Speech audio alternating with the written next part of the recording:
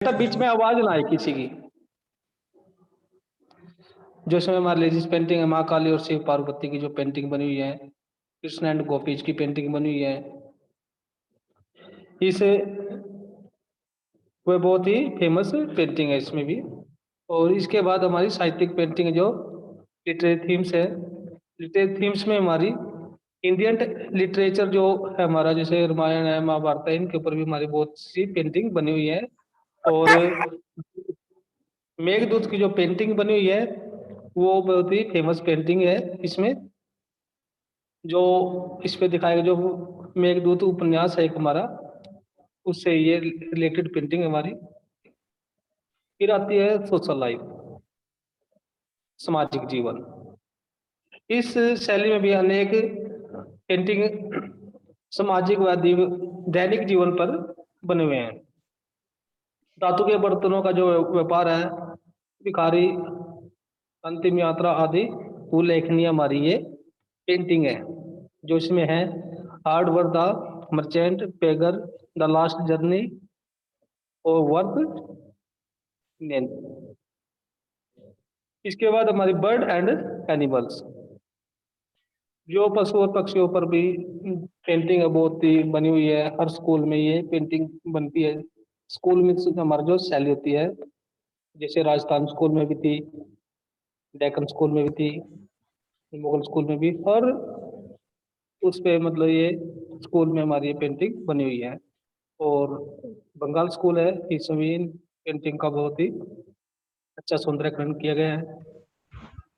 Bird and animals, bird and animals have been painted, but animals painted are really beautiful and expressive in this last journey sand। दोबारा फिर इसी का एक नाम आया, journey sand. ये पेंटिंग बहुत ही सुंदर पेंटिंग है और बहुत ही फेमस पेंटिंग है। इस पेंटिंग में जो हमारा है जर्नी सैंड में अंतिम यात्रा जो है, इसे ऊंट की मृत्यु दिखाई गई है, जो आश्चर्यजनक और भावनात्मक दृश्य है इसमें। इस शैली में ऊंट के मुख के भाव पर हृदय समर्पित है, मतलब जो भी एक भाव है बहुत उमड़ जाते हैं। बहुत अच्छा इसमें सीन है, जो एक टचिंग पार्ट को टच करता। इसमें ऊंट का जो एक हद से ज्यादा उस पे वजन डाले हुए है, और वो अंतिम क्षण तक अपने आप को सफलता की ओर ले जाता है। इस पेंटिंग में ये दर्शाया गया है, वो मरते दम तक अपना जो काम है वो पूरा करता है। फिर रहता है लैंडस्केप पेंटिंग। लैंडस्केप मतलब जो हमारा धरातलीय है, प्राकृतिक दृश्य होता है। इस शैली में प्राकृतिक दृश्य है बहुत सुंदरता से बनाए गए हैं। और फिर आते हैं हमारे करेक्टरिस्टिक। जो बंगाल स्कूल की जो पेंटिंग है, इसमें जो करेक्टरिस्टिक है, इस पर अजंता का जो प्रभाव है वो दिखाई देता है। अजंता का प्रभाव है, जनता का प्रभाव बंगाल स्कूल में स्पष्ट दिखाई देता है। बंगाल जो में जो पेंटिंग है, इन चित्रों में जनता की जो रेखी है, नाजुकता, लय व सुंदरता को उतारने वाला बहुत ही अच्छा प्रयास किया गया है इसमें। और फिर है इसमें फुल ऑफ इंडियन,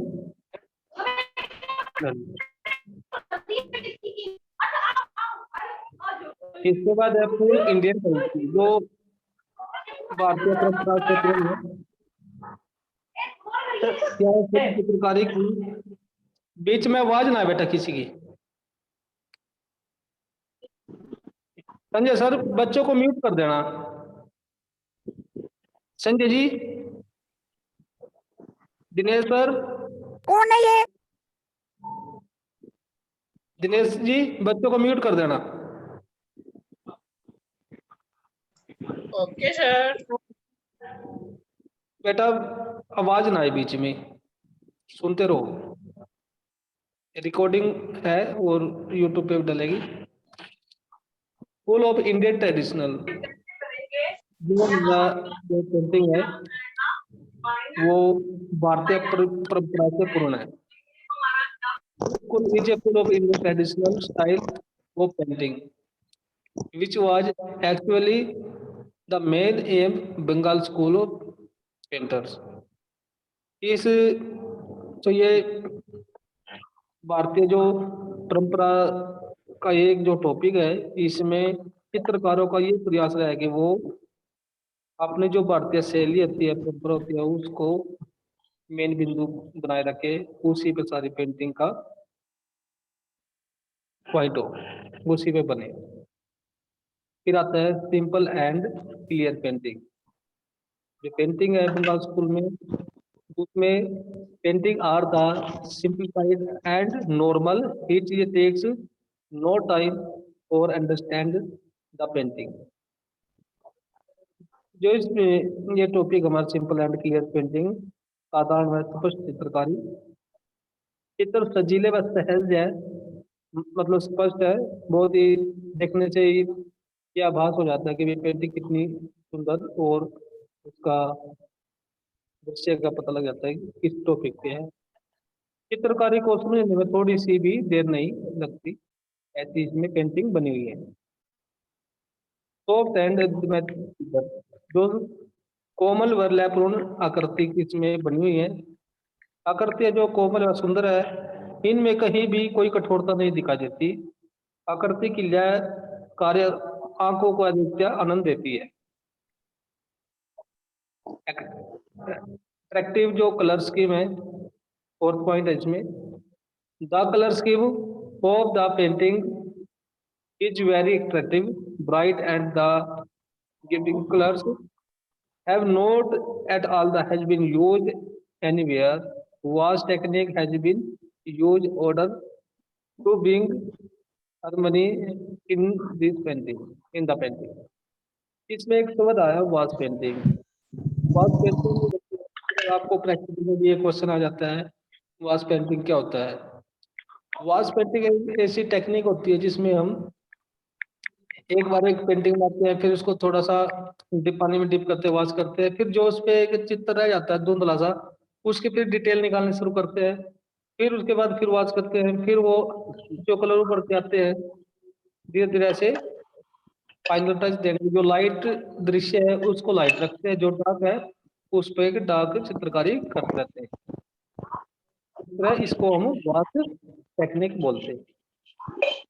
फिर है हमारा फिफ्थ पॉइंट है हमारा, impact of the Mughal and the Rajasthani school. जो इस मुगल स्कूल में मुगल और राजस्थानी का इसमें एक इम्पैक्ट दिखाया गया है, इसमें प्रभाव दिखाया गया है। कुछ स्थानों पर मुगल और राजस्थानी स्कूलों का बहुत ही अच्छा प्रभाव है इसमें। फिर है लाइट एंड शैडो, प्रकाश और छाया। जो भी पेंटिंग होती है प्रकाश और छाया से ही बनती है, और तभी प्रकाश व छाया बहुत ही कोमलता से प्रदर्शित है, जिसमें चित्रों में कोमलता जोड़ दी जाती है, कठोरता भी नहीं दिखाई देती। इस तरह लाइट और शेड से जो पेंटिंग है बहुत ही सुंदर है, किसमें, बंगाल स्कूल। फिर आता है हमारा एक पेंटिंग की बात करते हैं हम, जर्नी सेन, जिसका इसमें पहले भी जिक्र हुआ था। जर्नी सेन, जिसका अर्थ है अंतिम यात्रा। ये रविंद्रनाथ टैगोर की ये पेंटिंग है, जो वाटर कलर एंड टेम्परा से है, वाश टेक्निक से, और 1937 में बनी हुई है, 1937 में। और आधुनिक कला की राष्ट्रीय गैलरी नई दिल्ली में ये रखी है। आता है subject matter, this painting show it ride and the overload camel on the edge of death. जो यह पेंटिंग है, जो ओवरलोड के ऊपर बनी है, जो कैमल के ऊपर ओवरलोड डाला गया है उस पे ये। In fact the artist are showing the, जो हमारी ये पेंटिंग है इसमें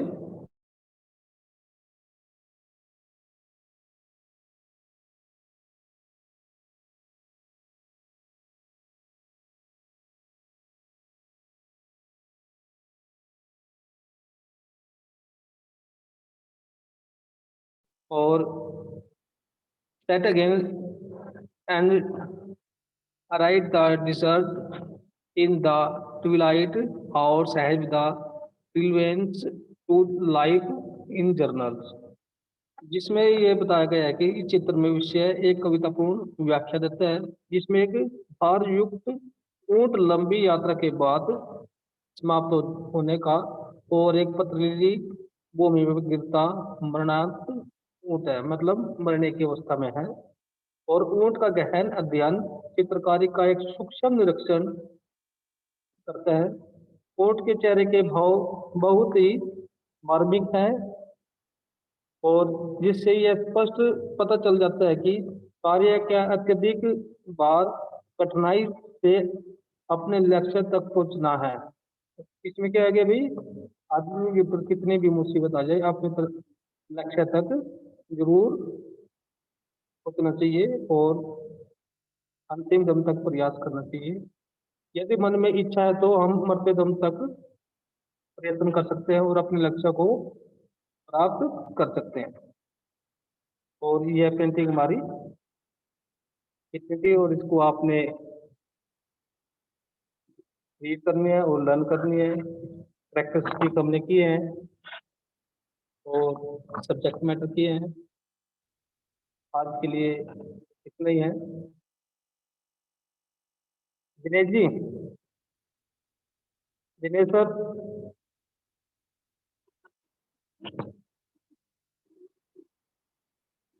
और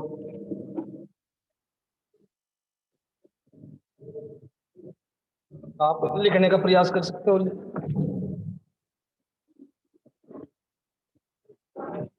इसको नोट्स बनाइए और अपना होमवर्क साथ साथ कंप्लीट करते रहे।